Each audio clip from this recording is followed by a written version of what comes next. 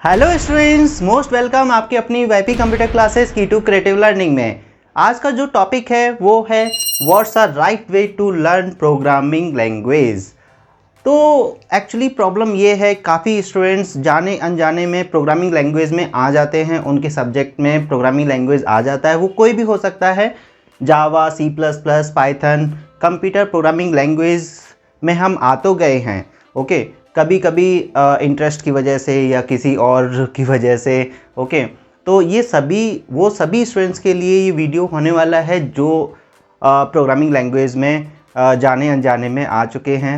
जैसे ICSE 9th से लेकर 12th तक एक सब्जेक्ट होता है कंप्यूटर एप्लीकेशन, जहाँ पर हम जावा सीखते हैं। 9th और 10th में तो अगर किसी गेस्ट की वजह से या किसी फैमिली मेम्बर्स की वजह से, ओके, रिलेटिव्स की वजह से हमने कंप्यूटर साइंस ले लिया, क्योंकि कंप्यूटर साइंस में काफ़ी स्कोप होता है, राइट। बट अब ले तो लिया है और वो उसमें थोड़ा सा इंटरेस्ट भी आ रहा है, लेकिन जैसे जैसे वो आगे बढ़ता है सिलेबस, वहाँ पर क्या होता है, प्रॉब्लम आना स्टार्ट हो जाता है। तो पॉइंट ये है कि यहाँ पर वो सही तरीका क्या है प्रोग्रामिंग लैंग्वेज सीखने का, वो मैं यहाँ पर आपको बताने वाला हूँ। पहले हम ये देख लेते हैं कि ये वीडियो स्पेशली जावा, सी प्लस प्लस, पाइथन और एनी अदर प्रोग्रामिंग लैंग्वेज, यहाँ पर मैं कुछ टिप्स एंड ट्रिक्स शेयर करूँगा जो बच्चे प्रॉब्लम शेयर कर मतलब जो बच्चों को प्रॉब्लम होती है प्रोग्रामिंग सीखते समय, वो भी हम डिस्कस करेंगे। और अगर वो प्रॉब्लम आपको हो रहा है तो कमेंट करके ज़रूर बताइएगा। ओके, तो computer programming language Java, C plus plus, Python ICSE 9th, 10th, 11th, 12th में आ जाता है जावा, और सीबीएसई 11th एंड 12th में पाइथन आ जाता है, और एचएससी बोर्ड, महाराष्ट्र बोर्ड या फिर अदर आपके स्टेट के जो बोर्ड्स हैं उसमें भी कंप्यूटर प्रोग्रामिंग लैंग्वेज आप देखते हो, चाहे एचटीएमएल है, सी प्लस प्लस है, so many programming languages. But इसका एक ही रूट पॉइंट है।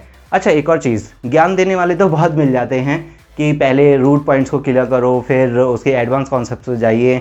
ओके, लाइक पहले हमें ABCD क्लियर करना चाहिए, तभी हम पैराग्राफ बना सकते हैं, ओके, इंग्लिश लैंग्वेज में। ऐसे ही यहाँ पर भी पहले हमें बेसिक्स कवर करने होते हैं और उसके बाद हम उसके जो डीप कॉन्सेप्ट्स हैं उन्हें करना होता है। ओके, ऐसा ज्ञान तो आपको मिल जाएगा, लेकिन वो कौन बताएगा कि इसका बेसिक्स है क्या, इसका ABCD क्या है और इसे करना क्या है। तो हमेशा याद रखिए, अगर आपको डे के बारे में समझना है, दिन के बारे में समझना है कि दिन क्या होता है, तो आपको सबसे पहले नाइट के बारे में समझना पड़ेगा। अगर इसका राइट वे जानना चाहते हो कि क्या है वो सही तरीका जो प्रोग्रामिंग में करना है, तो पहले आपको अपना एरर पता करना पड़ेगा कि प्रोग्रामिंग समझते समय कभी तो बहुत खुशी हो जाती है और कभी कुछ मतलब गम हो जाता है, दुख हो जाता है, जैसे वो नहीं समझ में आता है, राइट। तो पॉइंट ये है कि राइट वे समझने से पहले हम क्या गलती कर रहे हैं, what's are wrong way.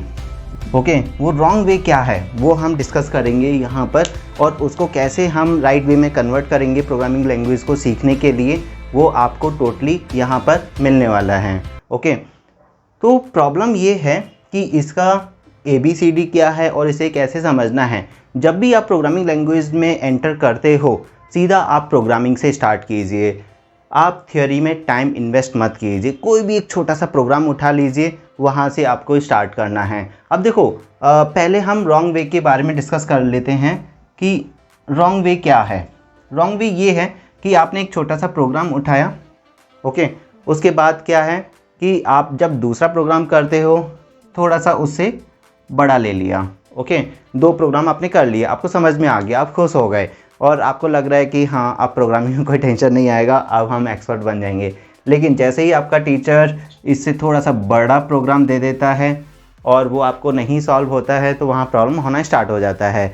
Actually एकदम से बड़ा प्रोग्राम ले लिया हमने, ओके, और ये दोनों प्रोग्राम बिना देखे आपको आते नहीं हैं डायरेक्टली, और आप इससे डबल बिग प्रोग्राम आप कर रहे हो, वो प्रॉब्लम है।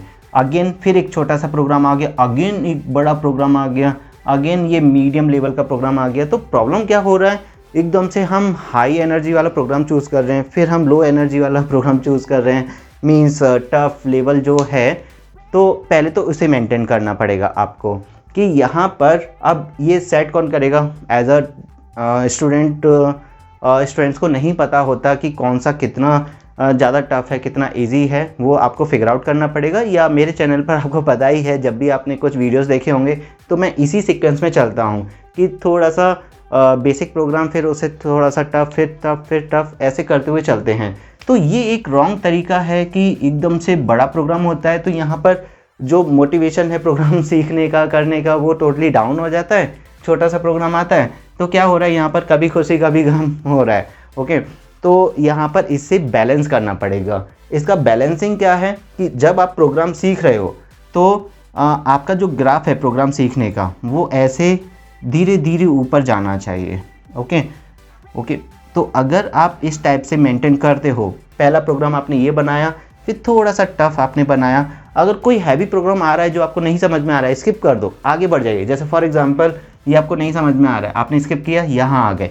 फिर ये नहीं समझ में आ रहा है, आपने स्किप किया, यहाँ आ गए। ओके, फिर ये नहीं समझ में आ रहा है, आपने स्किप किया, यहाँ आ गए। ऐसे करते करते क्या होता है, इसे हम डोमिनो इफेक्ट भी बोल सकते हैं। ओके, कि आप छोटे से आप स्टार्ट करोगे, उसके बाद इनको बस क्या करना है, अरेंज करना है। जैसे आप इसको अरेंज कर दोगे, आपको प्रोग्रामिंग सीखने में बहुत हेल्प मिलेगी, बहुत इजी होगा। तो यहाँ पर भी ये है कि इसको अरेंज कौन करेगा। ऐसे करते करते क्या है, आपके प्रोग्रामिंग लेवल्स बढ़ने चाहिए। ओके, तो इस टाइप से आपका ये सही तरीका है। इसमें मैं आपको एक चीज़ और बताता हूँ कि जो भी हम प्रोग्राम्स करते हैं उसमें आपको करना क्या है और कैसे समझना है, कैसे सीखना है। ये तो आपको समझ में आ गया होगा कि गलत तरीका क्या है और सही तरीका क्या है। कि जो भी हम प्रोग्राम चूज़ करते हैं, कभी बहुत ही ईजी ले लेते हैं, कभी बहुत टफ ले लेते हैं। ओके, उनमें हम कनेक्शन नहीं कर पाते। जब भी आप प्रोग्राम्स कर रहे हो वो एक दूसरे से कनेक्टेड होना चाहिए। ओके, तो आपने ये प्रोग्राम किया और जब आप इससे थोड़ा सा बड़ा प्रोग्राम ले रहे हो तो इसके फीचर्स यहाँ यूज़ होना चाहिए। ओके, फिर और प्रोग्राम आप ले रहे हो तो इसका फ़ीचर यहाँ यूज़ होना चाहिए। और बड़ा प्रोग्राम ले रहे हो, इसका फ़ीचर यहाँ यूज़ होना चाहिए। और बड़ा प्रोग्राम ले रहे हो, इसका फ़ीचर यहाँ यूज़ होना चाहिए। ओके, तो अब जैसे इसके हम बात करते हैं ABCDs क्या हैं।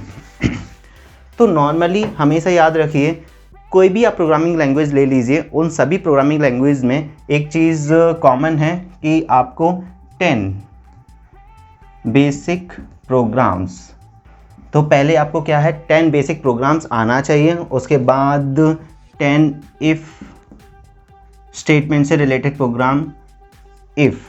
तो जब इफ़ के प्रोग्राम से स्टार्ट होते हैं, आपको अपने माइंड से बस यही पूछना है, क्या आप 10 इफ़ के प्रोग्राम्स बिना देखे कर सकते हो या नहीं। अगर आंसर यस आता है तभी आपको 10 स्विच के प्रोग्राम्स पर आगे बढ़ना है। ओके, पाइथन में तो स्विच होता ही नहीं है, तो वहाँ पर स्विच का प्रैक्टिस नहीं करना है। C++ और जावा में स्विच होता है, तो ये 10 प्रोग्राम्स स्विच C++ एंड जावा के लिए हैं। और उसके बाद 10, अब क्या होता है, यहाँ पर 3 टाइप्स के लूप होते हैं, फॉर, वाइल, डू वाइल।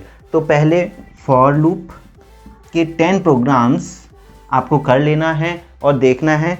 और मेरे जो चैनल पर जो वीडियोस हैं वो इसी सीक्वेंस में हैं। हमेशा मैंने ऐसा ही किया है कि थोड़ा सा मतलब बेसिक प्रोग्राम, फिर उससे थोड़ा सा टफ लिया, फिर टफ लिया, फिर टफ लिया, ऐसे आगे बढ़ते गए हैं और आपको वो चीज़ समझ में आ जाता है। फिर 10 वाइल लूप से रिलेटेड प्रोग्राम, और सभी प्रोग्राम को आपको क्या करना पड़ेगा, काफ़ी प्रोग्राम तो मैं ही आपको अरेंज करके दे दूंगा कि पहले ये प्रोग्राम करना है, फिर ये करना है, फिर ये करना है, फिर ये करना है। ओके, प्रॉब्लम बस यही हो जाती है, जो हम प्रैक्टिस करते हैं, चूज़ करते हैं, वहाँ पर हम उसे अच्छे से चूज़ नहीं कर पाते, उनमें रिलेशन बिल्डअप नहीं कर पाते। ओके, और 10 आपके डू वाइल से रिलेटेड प्रोग्राम्स। तो हमेशा याद रखिए, केवल यही पार्ट प्रोग्रामिंग का ABCD है। आपको लूप अच्छे से नहीं आता, आप थोड़ा सा आगे बढ़ गए हो तो प्रॉब्लम मिलता ही रहेगा। आपको इफ़ नहीं आता, या फिर ये तो हो गया एक तरह से ABCD of the programming A to Z। फिर अब यहाँ पर जब भी नया, ये तो एक तरह से 9th तक आपका यही सिलेबस है। अगर मैं ICSE 9th स्टैंडर्ड की बात करूँ तो यही सिलेबस है। अगर मैं ICSE 10th स्टैंडर्ड की बात करता हूँ तो ये तो हो गया आपका ICSE 9th। ओके, और अगर हम 10th की बात करें तो ICSE 10th में आपका एरेज आ जाता है। जब भी आप एरे कर रहे हो और इनमें आपको कन्फ्यूजन है, आप थोड़ा सा नर्वस हो लूप में कि लूप नहीं आ रहा है, ऐसा नहीं कि सभी लूप के प्रोग्राम आने चाहिए, बस ये कि लूप का बेसिक्स, उसका सिंटेक्स, उसको कैसे यूज़ करते हैं, रिवर्स डायरेक्शन में कैसे चलाते हैं और फॉरवर्ड डायरेक्शन में कैसे यूज़ करते हैं, दोनों में डिफरेंस क्या है, और इनके प्रोग्राम बाय हार्ट याद होना चाहिए।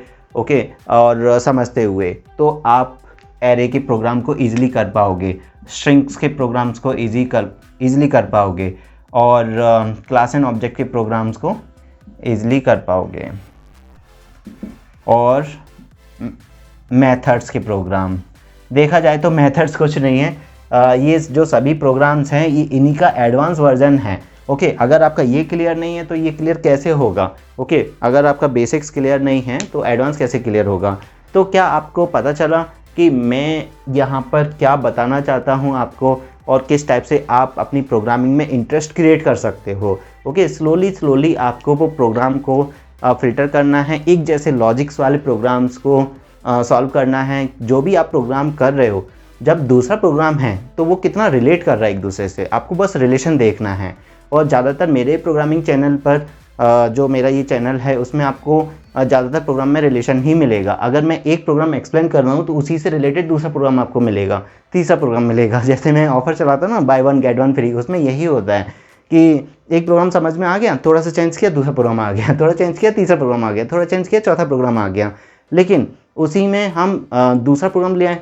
जैसे आप एरे का कर रहे हो, ओके, एक एरे का किया, फिर आप स्ट्रिंग पर आ गए, फिर एरे पर आ गए, फिर स्ट्रिंग पर आ गए। ऐसे मत करो। आपको क्या करना है, एरे के पहले पूरे 10 प्रोग्राम्स, ऐसा भी नहीं कि पूरे 100 प्रोग्राम्स पहले एरे के करने हैं। ओके, थोड़ा सा चेंज भी होना ज़रूरी है, लेकिन क्विकली चेंज भी नहीं करना है कि एक प्रोग्राम किया यहाँ आ गए। कम से कम 10 प्रोग्राम्स का आप सेट बनाइए, और उनमें भी उन प्रोग्राम्स को आगे पीछे कीजिए कि कौन सा प्रोग्राम किससे रिलेट हो रहा है। मतलब खुद से थोड़ा सा मेहनत करना पड़ेगा। और मेरे चैनल पर भी ऑलरेडी आपको ये चीज़ मिलेगी, और आपने ऑब्जर्व भी किया होगा, काफ़ी आपने वीडियोस देखे होंगे, उसमें यही है कि अगर मैं कोई भी एक प्रोग्राम समझा रहा हूँ, उसमें थोड़ा सा चेंज किया, दूसरा प्रोग्राम समझ में आ गया। ओके, तो आई थिंक आपको मेरा ये लॉजिक समझ में आया होगा कि प्रोग्रामिंग को ईजी बनाना कैसे है, प्रोग्रामिंग को सीखना कैसे है। ओके, तो इस टाइप से अगर आप प्रोग्रामिंग को मैनेज करते हो, फिल्टर करते हो और डिस्कस करते हो, तो डेफिनेटली आपको वो चीज़ समझ में आएगी। और बोर्ड के जो पेपर्स होते हैं, और उसमें भी मैंने यही लॉजिक लगाया है कि जितने भी एरे के प्रोग्राम है वो मैं एक वन शॉट में आपको दे दूं। सीरीज़ के प्रोग्राम हैं, स्ट्रिंग के प्रोग्राम हैं, मैंने ऐसे ही किया है कि 10 ईयर्स के बोर्ड के पेपर्स को उठाया। उनमें से ऐसा नहीं कि पहले मैंने 1 पेपर पूरा आपको बता दिया, फिर 2nd पेपर पूरा बता दिया, 3rd पेपर पूरा बता दिया, वो हो गया ओल्ड पैटर्न। न्यू पैटर्न क्या है जो मेरे अकॉर्डिंग है कि सभी 10 ईयर्स के बोर्ड के पेपर में से एरे के प्रोग्राम को उठाया और 10 प्रोग्राम को समझा दिया, स्ट्रिंग प्रोग्राम को उठाया, उनको समझा दिया। ओके, तो उससे क्या है, कॉन्फिडेंस भी बढ़ता है। अगर आप एक स्ट्रिंग का प्रोग्राम समझ जाते हो, जब आप दूसरा करते हो और वो आप खुद से कर लेते हो, तो जो खुशी होती है वो बहुत अच्छी होती है, और लगता है कि हाँ अब हमें वो चीज़ें समझ में आ रही हैं। तो प्रॉब्लम बस यही है कि थोड़ा सा हम मोटिवेट होते हैं और नेक्स्ट टाइम डीमोटिवेट हो जाते हैं। क्यों? क्योंकि जैसे आपने स्ट्रिंग का एक प्रोग्राम किया, राइट, उसके बाद क्या हुआ, आप सीधा एरे पर आ गए और वो नहीं आया, तो अगेन प्रॉब्लम क्रिएट हो गई। तो बस ये याद रखिए, अगर आप स्ट्रिंग का कर रहे हो तो स्ट्रिंग में ही कम से कम 10 प्रोग्राम्स का आप एम बना के चलिए। उसके बाद एरे का कर रहे हो तो एरे के 10 प्रोग्राम्स, तो 10 प्रोग्राम्स करने के बाद ही आपको अपना जो दिमाग का स्विच है वो दूसरे प्रोग्राम पर लेकर जाना है, दूसरे टाइप के प्रोग्राम पर लेकर जाना है। ओके, ऐसा नहीं एक यहाँ से कर लिया, एक वहाँ से कर लिया, एक कर लिया, ये नहीं करना है। ओके, तो जल्दी से कमेंट करके बताइए कि ये जो मैंने आपको ट्रिक शेयर किया कि क्या रॉन्ग वे है, क्या राइट वे है प्रोग्रामिंग लर्न करने का, आपको क्लियर हुआ या नहीं हुआ। Okay, thank you so much.